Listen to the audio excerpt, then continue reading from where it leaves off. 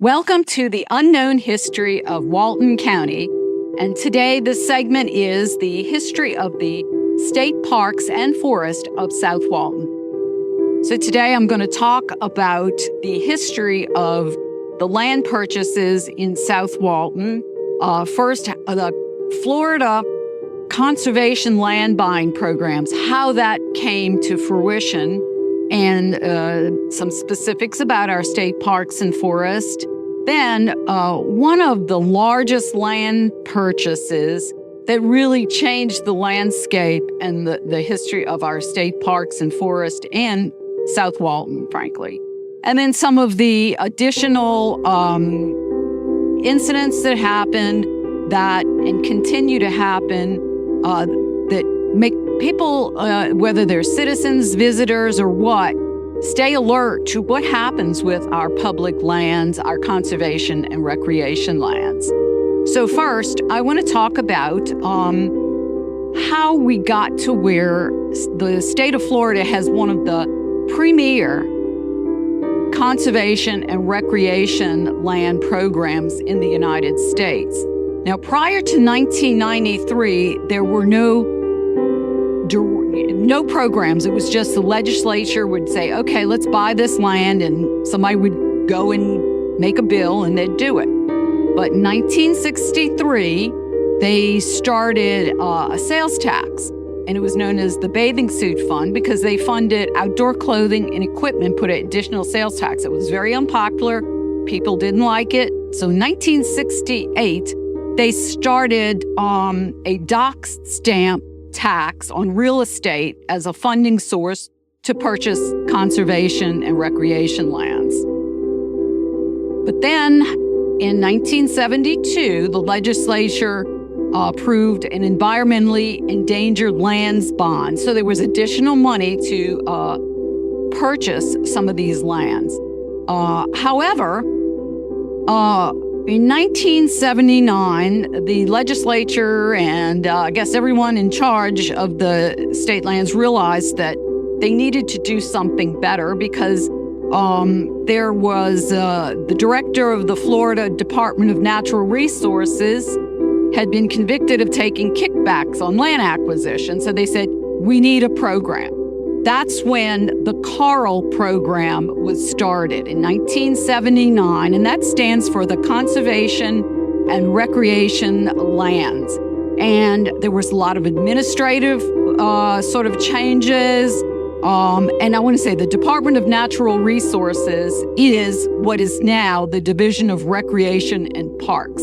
And there's some other names that have changed through the years. It's sort of the same thing. Just every different administrations want to call things different, put their fingerprint on it. And so there was created something called the ARC Council, which was the Acquisition and Recreation Council. Through the years, it's been called LMAC, Land Management and Acquisition Council, or LAAC, the Land Acquisition Advisory Council. Same group. And it's a 10-member group, and it's various state agencies and people appointed by the governor, and then someone from the Fish and Wildlife Service and the agricultural appointee. And this program developed lists, and there was something called the CARL list, which is very important when we start talking about the land purchases in South Walton. And there were rankings, and the ranking depended on how important the land was, what the cost might be, and the availability to purchase. Because sometimes you're like, you don't have a willing seller, what's the point of moving it up the list? And the Topsail Hill CARL project had always been ranked very, very high on the list. The other South Walton project, CARL project, was Point Washington, and it was ranked at some points number 55 or 85. And that's very important because it had always been listed. They knew it was an important property. So that was where the funding started coming from, the Carl program. And there were bonds, there were some of the other sources that had existed before. And then the next important thing was Governor Bob Graham, which a lot of y'all know. He spent a lot of time here around Grayton Beach. He started the Save Our Coast and Save Our Rivers projects in 1981, which was another source of funding to purchase the conservation lands that would ultimately mostly become state parks and forests here in South Walton. But something that occurred in 1998, the Florida Forever Act, was very important. This was when there was a constitutional amendment that passed by 72% of the voters, but it's the Florida Forever Act, and it went into effect in 2001. And this was the sale of bonds in addition to the dock stamps and some of the other smaller ways to fund the purchases. And it was, I think they ultimately have raised $3 billion to add over $2 million of conservation land in the state of Florida. This is the current map of our whole region and the conservation lands. And this was obtained from the FNI, Florida Natural Areas Inventory, who sort of oversees and looks at all of the natural areas in the state of Florida. And one of the reasons it's so important that we have all of these lands is that we are in the Florida Panhandle, one of the top biodiversity hotspots in North America.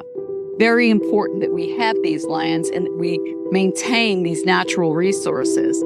And here is South Walton, and you can see we have a lot of state lands, state parks and forest. And starting over here, we have Topsail, Point Washington State Forest, Eden Gardens up here at the top next to the bay. And I'm going to show some maps that sort of detail these areas. But, I mean, if you've ever driven around South Walton, you know, can you imagine if we're right now at about 40% conservation land, including federal, state, local, and the congestion and development and water usage, add another 40% to that, and it would not even be livable.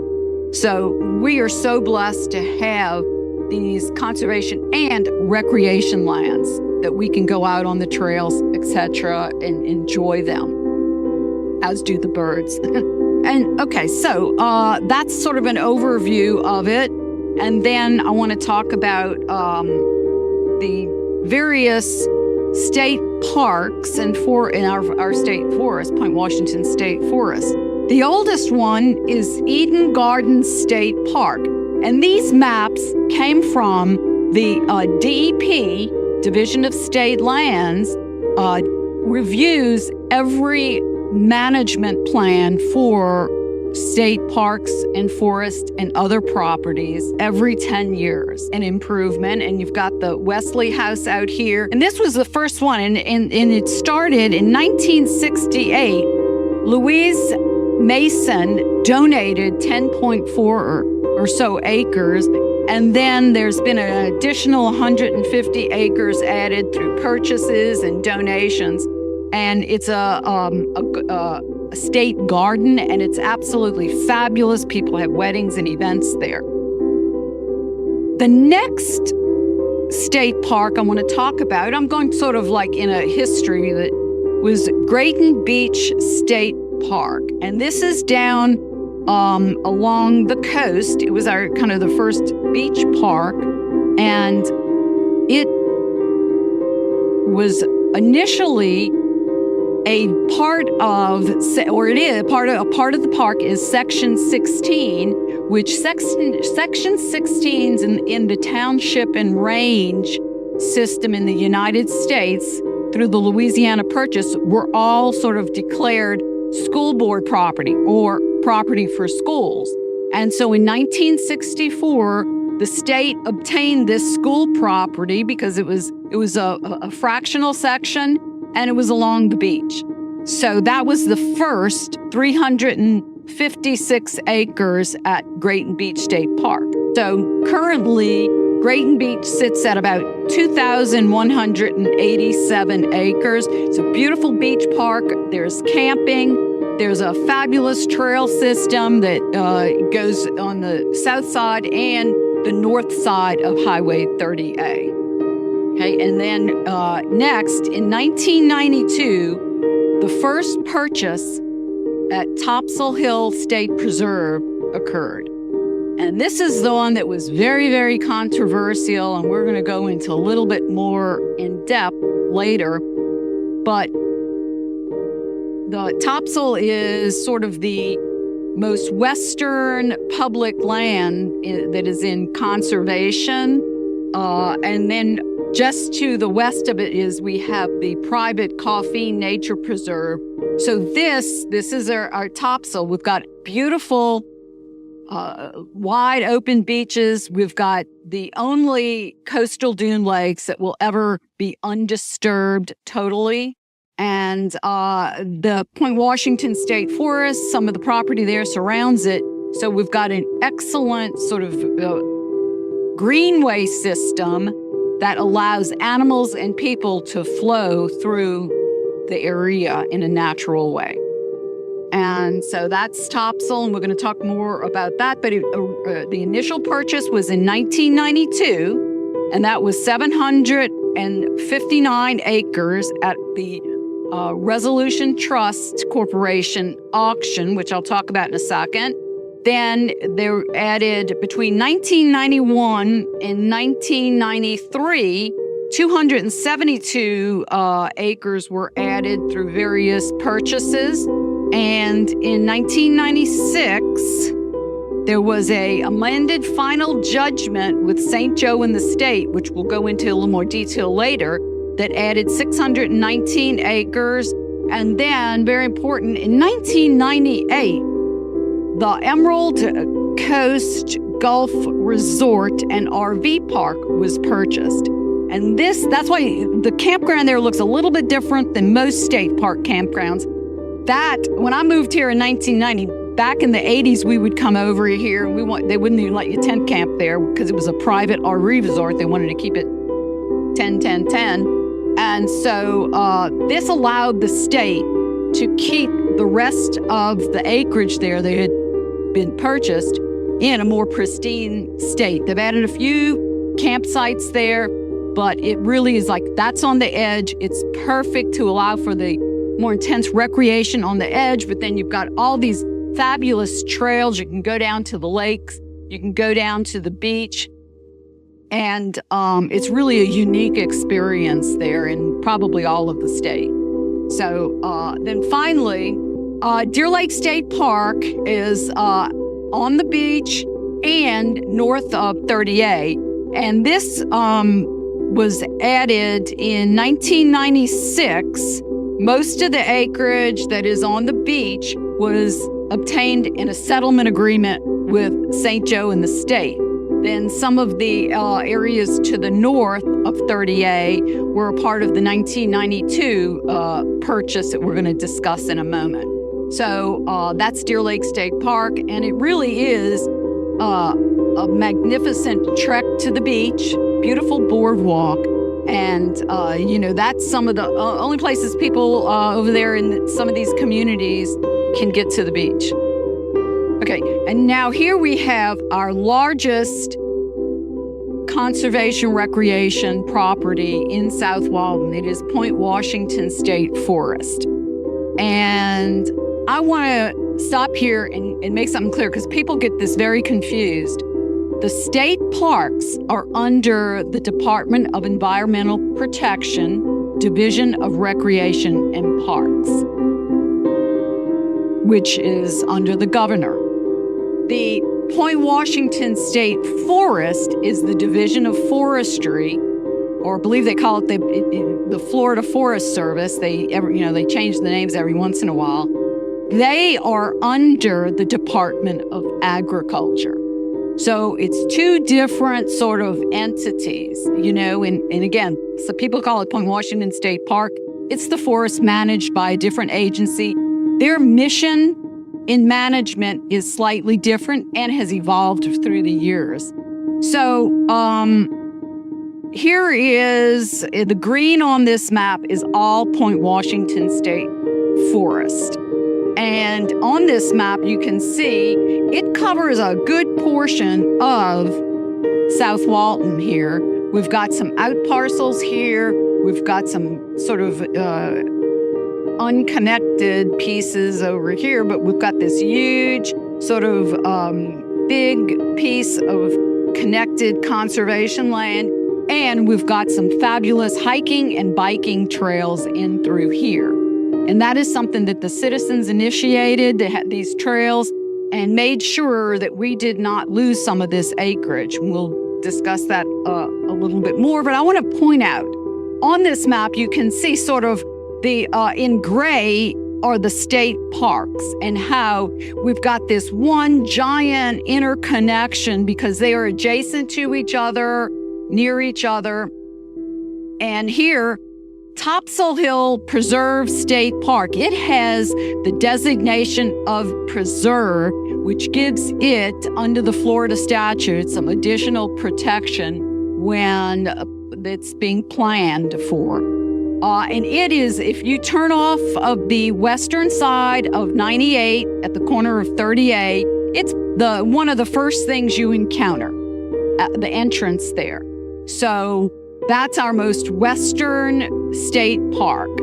So then if you continue down 30A, you'll go through some of the green that you're going to see that will never be developed is Point Washington State Forest. That's down here, excuse me, along, that's 98. This is 30A, and we've got some of the trailheads here. It's, here, this is by the water tower there off of Satinwood Drive. There's a beautiful trailhead there, beautiful trail. And then over here, our most eastern state park is Deer Lake State Park. And it's, over there. And again, it is really provides, you go right past, it starts just next to some of the development there of St. Joe. And you go right past Deer Lake, and then there's the entrance. And they just put in a new, nice parking lot. There's some bathroom facilities because for years there was nothing there. And, absolutely, if nothing else, it's worth it to take the boardwalk to the beach there. And again, additionally, on the north side of 30A, there's some beautiful hiking trails, biking trails. And if you go at the right time of year, they're doing a lot of restoration projects there. They're bringing the habitat back. And all of these places, you're going to find some beautiful pitcher plants, but they're really working on Deer Lake right now for the restoration, and they burn. And today they're doing a burn out at Deer Lake. And people think that these control burns are bad, but they're not. They help restore the habitat because before we developed these areas, they would regularly burn. And that brought back, it killed the dead sort of vegetation. It restores the longleaf pines to the area because the pine cones of the longleaf pine need the heat to sort of germinate. And one of the fabulous things about Point Washington State Forest is it had had some trees cut off of it. However, the understory was not farmed. Some of these areas that had been tree farms, they would plow up all the 200 species that are associated with longleaf pine ecosystems, whereas it was basically intact because it had been property of St. Joe Timber. But this area was so far from the mill, they left it alone. And so when forestry first came out here, they weren't even sure what they had. They were flabbergasted at the fabulous ecosystem still intact. Because it's easy to plant a longleaf pine tree, which they have been doing, but it's more difficult to bring in those other 200 species of plants and animals. And we've got that here in South Walton in Point Washington State Forest, Deer Lake State Park, Grayton, and Topsail. I want to real quick go through, you think, okay, great. Nobody's going to mess with the state parks and forest again because that's settled. We kept most of the 18,000 acres. The only thing we lost that was in the original Carl boundaries was the town center, 120 acres. And so that we considered that a pretty good deal. And the citizens got the some of the schools there. They got some of the other properties that are now the annex, and so it did have some benefit. But you know what? Walton County still, that was back in the late 1990s, 96, 97, 98. And they finally got a comprehensive plan that they've been complaining about ever since, because this did not move forward. The land did not move forward to be disposed of to the county until that comprehensive plan was approved and in place. And secondly, they did get the land for, I want to say, it's hard to find the records on what they paid for it, but they got a deal on it because one of our state senators at the time, Charlie Carey, wrote a bill, and he put the 420 acres at the new town in Walton County will be sold at the price that it was paid. And he put that little blurb inside a Save the Panther Habitat bill, tacked it on. So anyway, because it's illegal to sell for anything less than fair market value, any state property, or traded for less than fair market value. So we've had these other additional attempts to use the state parks and forests for purposes other than which they were acquired, which is the statement in the Carl boundaries and now the Florida Forever boundaries. So in 1996 and 97, they said, well, okay, now we have Topsail Hill State Park. They had yet to buy the RV park. In 98, that was purchased. So at that time, Jim Rester was the manager over there at Sandestin, and they don't have enough beach access. So he said, let's put some parking lots. This is a map and an article out of the Beach Breeze, and this was the conceptual land use plan, the original one for Topsail Preserve. And you can see they wanted to put 300 car parking lots down on the beach, which would have just completely ruined that beach habitat down there. But this is one of the only stretches, the biggest stretch along here that is undisturbed, And I'll say, right now you take the tram down to the beach, people love it. When they originally started, before they had paved that path down there to the beach, the beach tram, it was like a little dirt road. It was a dirt trail, and the state had a front end loader, and they pulled people down on a cart. It's like a hayride. People loved it, but they had to upgrade. But anyway, so this was a 300 car parking lot that Malcolm Patterson wanted. It went over to the Art Council, and we went over there. The citizens of Beach to Bay Connection, that had been the original Conservation Development Trust task force, we went over, other citizens went over and said, this is against the Florida statutes to do this. I'll never forget, the Art Council, the people on the Art Council was like, is this map from the park plan? People drew this up? They were flabbergasted, and they denied it. And then after that, it took several years. They bought the RV park, and the whole new plan, basically what we see today is intact. So this is a map, and again, this is just something I've had in my files for years. And you can see this is the map, all hand drawn, and it's got RTC property boundaries, and this was the property. There's the parcel at Topsail, and the rest is all now either Part of it is now the north of 38, Grayton Beach, and Deer Lake, but most of it is Point Washington State Forest. And back then, this isn't my handwriting, that's the official handwriting, because that's how things were done in the 90s. Everybody didn't have a computer sitting around. So they just scratched out RTC property and put Point Washington State Forest, have an asterisk. Oh yeah, by the way, that's topsoil. So this was the map. So I thought that was interesting.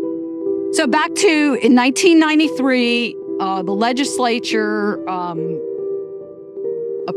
I guess gave, or, whenever they do to get money, $800,000 of the state taxpayer money for Walton County to achieve a comprehensive plan and look at the property that was purchased and see what was going to go to developers and what was going to stay in conservation. And it was really quite entertaining at some points, because the county commissioners and the developers that would let themselves be known, they were very frank that we want this land back so that we can develop it. And the county had this idea that they were going to get the land for free, or perhaps if they had to pay the cost of it that the state paid, so that they could turn around and sell it to developers. And, if you read the Florida statutes, that's completely against Florida statutes. Any land that was inside of a Carl boundary cannot be surplused or sold unless it goes through the process of, we talked about earlier, the ARC Council goes to the governor and cabinet, and it has to be determined to no longer be necessary for conservation, recreation, or the purpose for which it was acquired.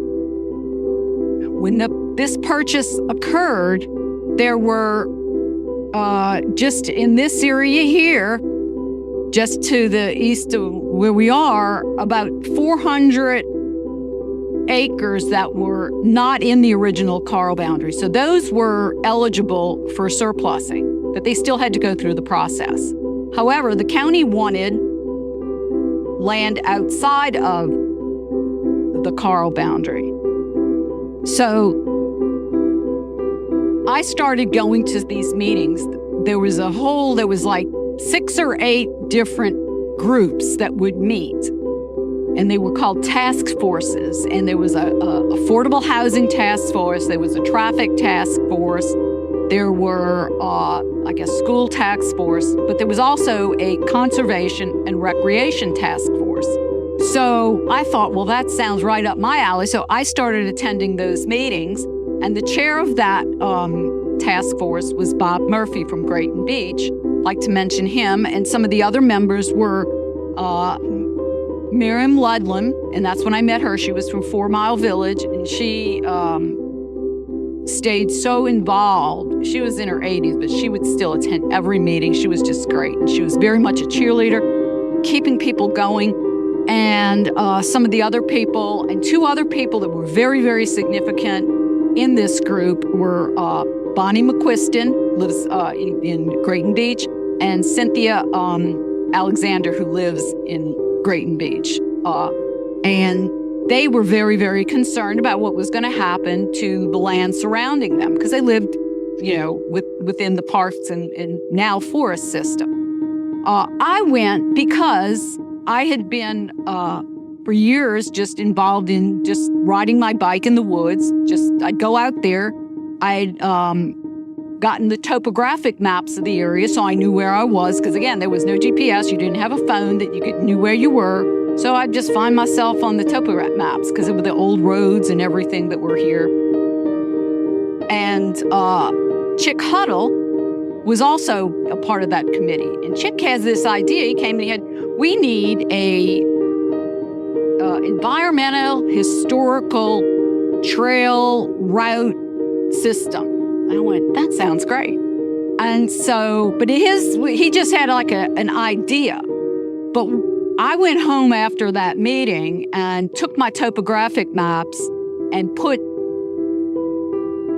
drew by hand, because again, we had no computers back then. I drew by hand the conservation lands that were currently owned, all of that state parks and forests. I don't have the original maps anymore because they eventually disintegrated, but I have some copies of them.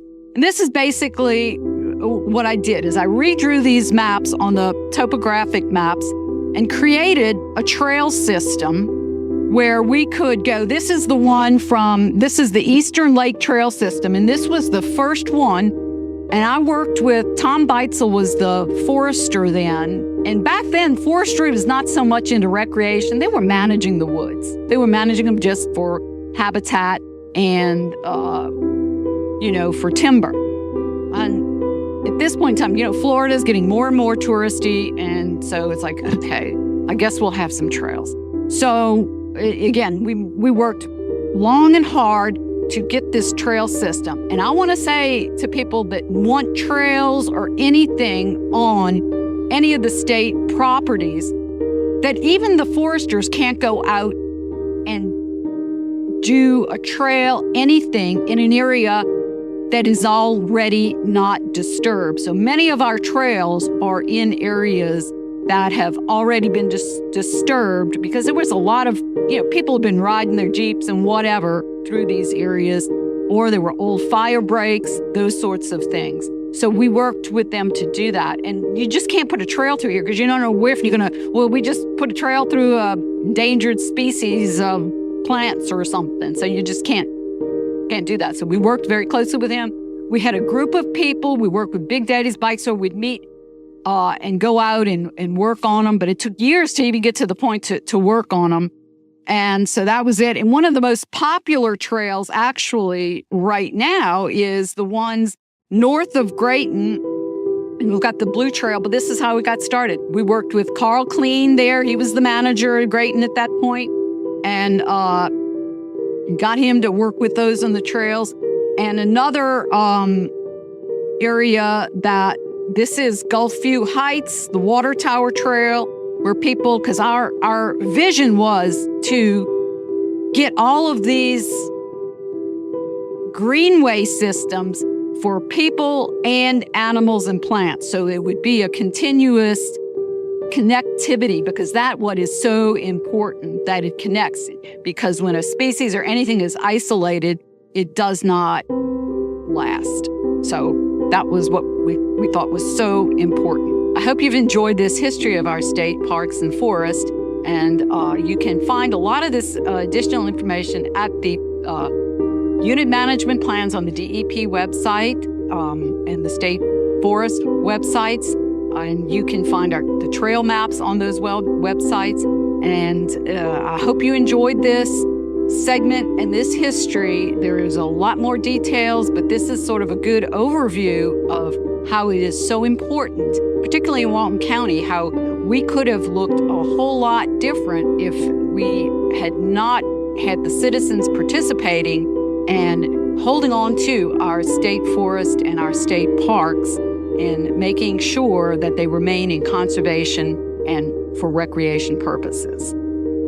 For more information on this segment and others, go to FOCBL.com.